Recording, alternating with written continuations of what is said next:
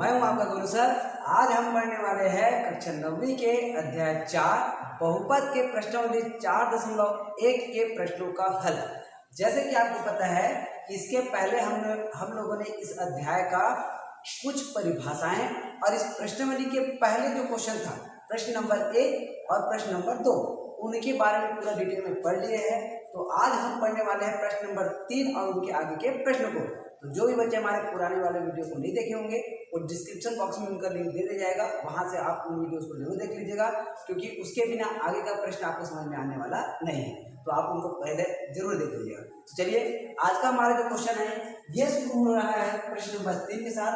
इसमें बोला है निम्न बहुपद में x का गुणांक एवं अचर पद लिखिए। तो बच्चों हमको इस बहुपद में x के वर्ग और आपको इस बहुपद में दिए हुए अचर पद का मान बताना है। तो मैं आपको बोला था जिसका गुणांक पूछा जाएगा आप सीधा उस पद के पास जाओगे। जैसे हमको किसका पूछा गया है, x गुणांक पूछा है, तो x का गुणांक पूछा है तो हम जाएंगे किसके पास, x का। x के वर्ग गुणांक पूछते तो हम जाते हैं x के वर्ग के पास। तो पिछले वाले वीडियो में हमने इसके जस्ट प्रश्न नंबर दूसरा जब पढ़े थे तो उसमें हमने x के वर्ग गुणांक निकाले थे। इसमें हम केवल x का गुणांक निकालेंगे, तो उसमें हम x के वर्ग के पास गए थे, इसमें हम x के पास जाएंगे। तो यहाँ पर x के साथ कौन है, 1/5, तो इसका गुणांक हो जाएगा 1/5। और इसमें का अचर पद कौन है, तो हम देखेंगे जिसके साथ x ही नहीं है उसको हम कहेंगे अचर पद। तो इसमें अचर पद कौन है, 5। तो इसको हम किस तरीके से लिखेंगे, इसको देखते हैं। इसको हम लिखेंगे x का गुणांक, ये हो जाएगा हमारे पास क्या, x के साथ कौन है 1/5। और हम लिखेंगे अचर पद, तो इसमें अचर पद कौन है 5। तो यही तो जो मिला ये हो जाएगा हमारा आंसर। अब हम जाते हैं अपने अगले क्वेश्चन की ओर। इसमें हमको क्या बोला गया है, क्वेश्चन नंबर 2 में करी तो x घन 7। तो इसमें हमको किसका गुणांक निकालना है, x का गुणांक निकालना है। तो चलिए इसको भी अब हम हल करते हैं। तो इसको भी हम लिखेंगे x का गुणांक। तो इसमें x के साथ कौन है, कर्ण जो है, तो x का गुणांक जो है कर्ण दो, और अचर पद कौन है, अचर पद है केवल 7। तो इस तरीके से निकल गया अचर पद 7। तो ये दोनों जो मिला ये हो गया हमारा आंसर। अब आगे देखते हैं, अचर पद निकालना है, x गुणांक निकालना है, किसमें, x के वर्ग धन 2 में। अब आप ये सोच रहे होंगे कि इसमें तो x है ही नहीं, अब x है ही नहीं तो उसका गुणांक हम कैसे प्राप्त करेंगे। तो उसके लिए थोड़ा सा एक लाइन आपको एक्स्ट्रा लिखना पड़ेगा। क्या लिखना पड़ेगा उसको समझिए। ये हो गया हमारे पास x का वर्ग। अब चूंकि x के वर्ग के बाद हमको चाहिए केवल x वाला पद, और x वाला पद तो इसमें दिया नहीं है, तो आप क्या करिएगा, x वाला पद को प्राप्त करके इसके सामने में क्या लगा दीजिएगा, 0। जो पद नहीं दिया है उस पद को प्राप्त करके सामने में लगा देंगे हम 0, और यहाँ पर आप लगा दीजिए प्लस। तो ये हो गया x का वर्ग धन 0x। अब 0x मतलब शून्य से किसी भी पद को गुणा करेंगे उसका मान शून्य ही हो जाएगा, तो कोई फर्क पड़ने वाला नहीं है। और यहाँ पर प्लस में क्या दिया हुआ है 2। अब आपको समझ में आ गया होगा कि x गुणांक हम क्या लेने वाले हैं, x का गुणांक। तो देखिए x के साथ कौन है 0, तो हमने x गुणांक प्राप्त कर लिया 0, और अचर पद क्या दिया हुआ है भाई, ये मिल हमारा अचर पद बराबर 2। तो इस तरीके से आप किसी भी राशि का गुणांक और अचर पद निकाल सकते हो। तो ये क्वेश्चन हुआ कंप्लीट। अब हम बढ़ते हैं प्रश्न नंबर 4 की। तो चलिए बच्चों आगे जो हमको प्रश्न दिया है ये है प्रश्न नंबर 4। इसमें दिया है निम्नलिखित में से प्रत्येक का एक उदाहरण लिखिए। तो बच्चों इसके पहले वीडियो में हम लोगों ने 2 प्रकार के बहुपद पढ़े थे, एक पदों के आधार पर और दूसरा घातों के आधार पर। तो आपको इस प्रश्न में घात और पद से रिलेटेड आपको बनाना होगा या देना होगा उदाहरण या एग्जाम्पल। तो देखिए इसमें घात कितना होना चाहिए 4, और पदों की संख्या कितना होना चाहिए 2। तो इसमें क्या बोला गया है, घात 4 का द्विपदी बहुपद का हमको देना है एग्जाम्पल, हमको क्या देना है उदाहरण। तो देखिए भाई घात 4 होना चाहिए, मतलब जो बहुपद मिलेगा उसमें अधिकतम घात होना चाहिए 4, और पदों की संख्या होना चाहिए द्विपदी, मतलब पदों की संख्या होना चाहिए 2। घात 4 पदों की संख्या 2। तो आप इसको किस तरीके से हल करेंगे, देखिए पदों की संख्या 2 होना चाहिए, ध्यान दीजिएगा, और जो चर राशि रहेगा उसका अधिकतम घात कितना होगा 4 होगा। तो जैसे हमने ले लिया x की घात 4, जितना घात अधिकतम हो रहा है ना उसको आप ले लीजिए घात 4, और उसके साथ कोई अन्य राशि दे दीजिए, उसी घात का समान राशि नहीं होना चाहिए, बस इस बात को ध्यान दीजिएगा। x घात 4 हुआ और यहाँ पर क्या लिख दिया हम लोगों ने x, तो हमको अधिकतम घात प्राप्त हो गया 4 और पदों की संख्या प्राप्त हो गया 2। बोला है ना द्विपदी मतलब 2 पद और घात कितना होना चाहिए 4, तो इसमें अधिकतम घात हो गया 4। तो इस तरीके से आप इसका एग्जाम्पल देंगे। अब आगे देखते हैं, घात 6 का त्रिपदी बहुपद मतलब अधिकतम घात कितना होना चाहिए 6 और पदों की संख्या होना चाहिए 3। तो आप इसका एग्जाम्पल दे दीजिए, t का घात 6 अधिकतम घात 6 हो गया प्लस t का घात 3 प्लस t, तो पदों की संख्या 1 2 3 और अधिकतम घात हो गया 6। अब घात 5 का एक पदी बहुपद, चलिए इसको हल करते हैं। अधिकतम घात कितना होना चाहिए 5 होना चाहिए और पदों की संख्या होना चाहिए 1, तो हम इसको सीधे सीधे लिख देंगे p का घात 5। तो इस तरीके से आप दिए गए प्रश्नों में एग्जाम्पल दे सकते हैं। तो आपको जैसे बोला जाएगा घात 6 4 पदी, तो आप यहाँ पर अपने मन से कोई एक अन्य संख्या ले सकते हो, मतलब पदों की संख्या कितना होना चाहिए 4 और अधिकतम घात कितना होना चाहिए 6। इस तरीके से आप कोई भी बहुपद बना सकते हो जो आपके प्रश्न में दिया हो। तो चलिए अब हम बढ़ते अपने अगले प्रश्न की ओर। तो चलिए बच्चों, आगे जो हमको प्रश्न मिला है यह है हमारा प्रश्न नंबर 5। इसमें दिया है निम्नलिखित बहुपदों में प्रत्येक की घात लिखिए। तो बच्चों, आपको जब किसी भी बहुपद का घात पूछा जाएगा तो आप ये देखेंगे कि दिए गए बहुपद में प्रत्येक चर राशि समान है क्या। यदि प्रत्येक चर राशि समान रहेगा, जैसे x वाला बहुपद दिया तो सभी के सभी x वाला होना चाहिए, y वाला दिया है तो सबके सब y वाला होना चाहिए, t दिया है तो सबके सब t वाला होना चाहिए। तो उस बहुपद में यदि प्रत्येक चर राशि समान है तो उस बहुपद में सबसे बड़ा घात जो रहेगा वही उस बहुपद का घात कहलाएगा। और यदि चर अलग अलग हो गया तो आप ये देखिएगा कि दोनों चर एक ही साथ दिया है कि अलग अलग दिया है। तब के लिए हमको क्या सोचना पड़ेगा, मैं आपको जब क्वेश्चन मिलेगा तो बताऊंगा। देखिए जैसे पहले वाला हमको बहुपद मिला है, इसमें प्रत्येक जो चर है वो कैसा है x है और क्या है x है। तो इसमें हमको कुछ भी सोचने की आवश्यकता नहीं है। इसमें सबसे बड़ा घात अधिकतम घात कितना है 3 है, तो इस बहुपद का घात या घातांक क्या हो जाएगा 3 हो जाएगा। तो बहुपद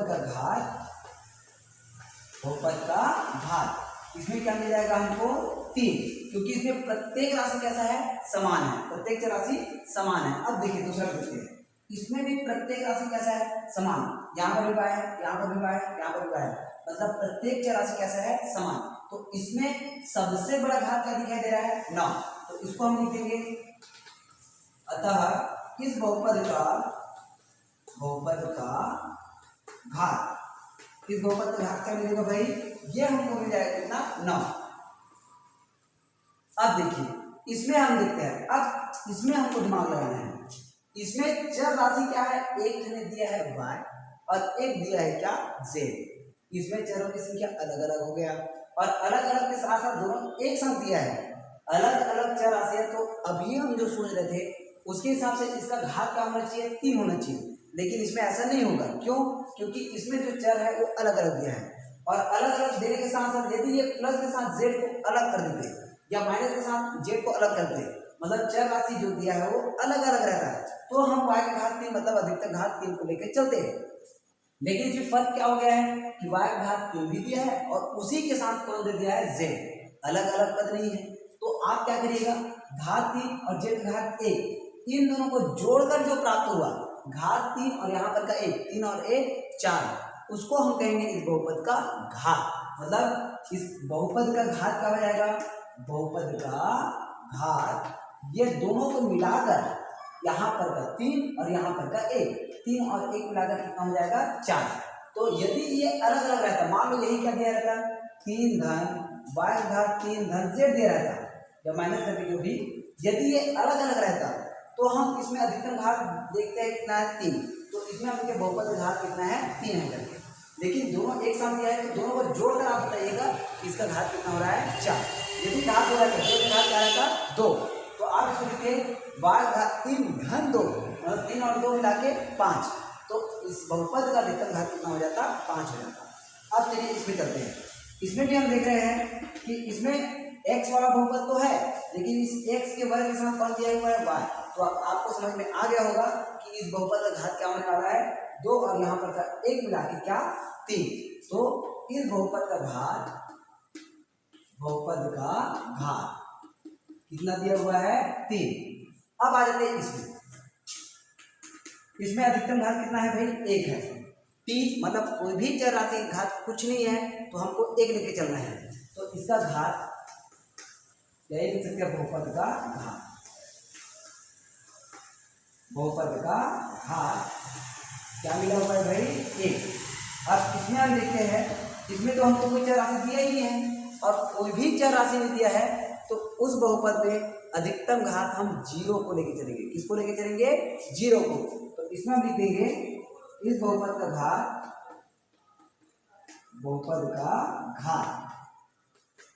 क्या है 0।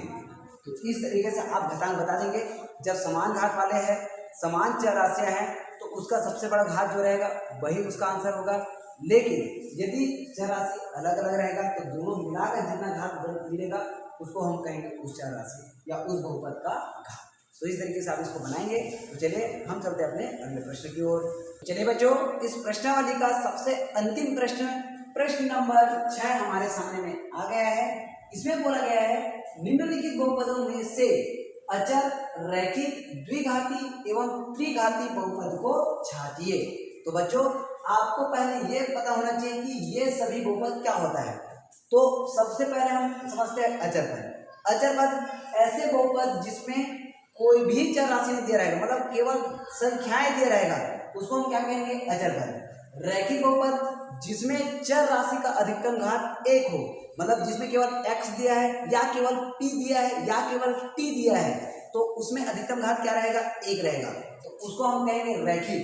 द्विघाती ये नाम से समझ में आ रहा है जिसमें चर राशि का अधिकतम घात 2 रहेगा वो बहुपद रहेगा द्विघाती। और त्रिघाती जिसमें चर राशि का अधिकतम घात क्या होगा 3। तो इस तरीके से 4 आपको बहुपद दिया गया है 4 तरह का बहुपद जो किसके आधार पे है घात के आधार पे है। तो हम देखते हैं सबसे पहला बहुपद इसमें क्या दिया हुआ है चर राशि में पद कितना है आप इससे मतलब मत रखिए। आप मतलब रखेंगे तो इसके घात से। इसमें अधिकतम घात कितना दिया हुआ है 3 तो इसको हम अधिकतम घात 3 मतलब त्रिघाती। अधिकतम घात 2 मतलब द्विघाती। अधिकतम घात 1 मतलब रैखिक और जिसमें चर राशि ही नहीं दिया है वो हो जाएगा हमारा अचर पद। तो इसमें अधिकतम घात क्या दिया हुआ है 3 तो इसको हम क्या कहेंगे त्रिघाती। क्या कहेंगे त्रिघाती बहुपद। अब अगले में हम देखते हैं इसमें अधिकतम घात क्या दिया हुआ है 3 दिया हुआ है तो इसको भी हम क्या कहेंगे त्रिघाती बहुपद।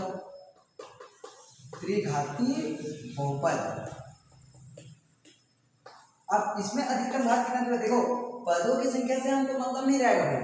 हम देखेंगे इसमें अधिकतम घात क्या दिया है 2। अधिकतम घात 2 मतलब द्विघाती। तो चलिए इसको हम लिख देते हैं द्विघाती बहुपद।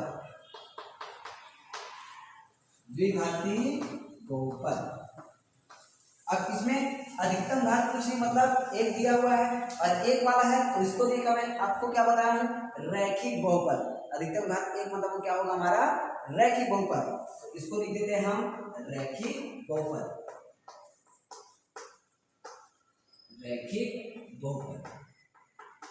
ये लीजिए। अब आते हैं यहाँ पे इसमें भी अधिकतम घात कितना दिया हुआ है 3 तो इसको हम लिख देंगे क्या त्रिघाती बहुपद। अब इसमें चर राशि ही नहीं दिया है तो मैं आपको बताया था जिसमें चर राशि ही नहीं रहेगा उसको हम क्या कहेंगे अचर बहुपद। तो ये हो जाएगा हमारा अचर बहुपद। अब इसमें अधिकतम घात क्या है 3 फिर से इसको लिख दीजिए क्या त्रिघाती बहुपद।